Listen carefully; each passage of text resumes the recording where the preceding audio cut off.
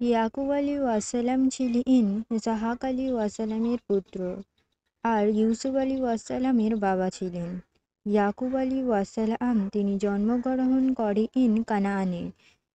তারপরে তিনি যুবক বয়সে ইরাকে এর হাররানে চলে যায়। সেখানে তার মামা ছিল, তার মামার সাথে সে সেখানে বসবাস করতে লাগে। তারপরে তিনি তার বড় মামাতো বোন লাইয়াকে বিয়ে করেন। তারপরে তিনি তার ছোট মামাতো বোনকেও বিয়ে করেন। আগে দুই বোনকে একসাথে বিয়ে করা যেত, তাই ইয়াকুব আলাইহিসসালাম বিয়ে করেছিল। পরে তাওরাকে আল্লাহ দুই বোনকে একসাথে বিয়ে করা নিষিদ্ধ করেছে। ইয়াকুব আলাইহিসসালামের বংশধরকে বানি ইসরাইল বলা হয়।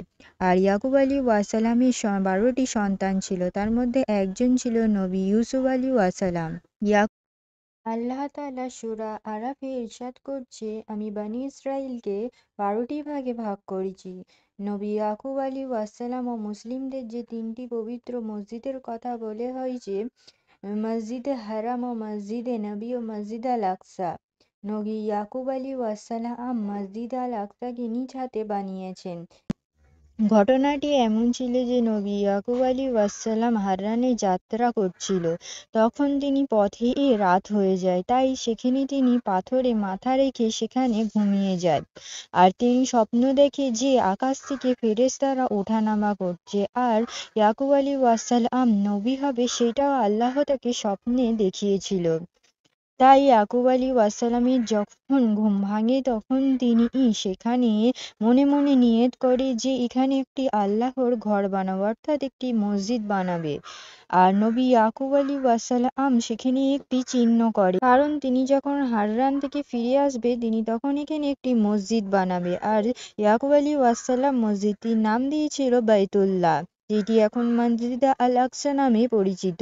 তিনি আরো বলেছিলেন মনে মনে তিনি তার সম্পত্তির 10 ভাগের 1 ভাগ এখানে তিনি দান করবেন।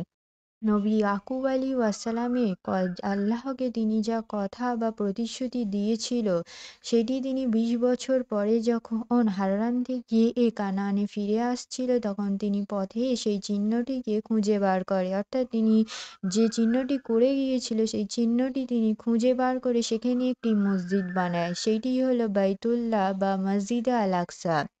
এই মসজিদটি প্রায় 1000 বছর পরে সুলেমান আলাইহিসসালাম তিনি আবার পুনর্নির্মাণ করেছিল।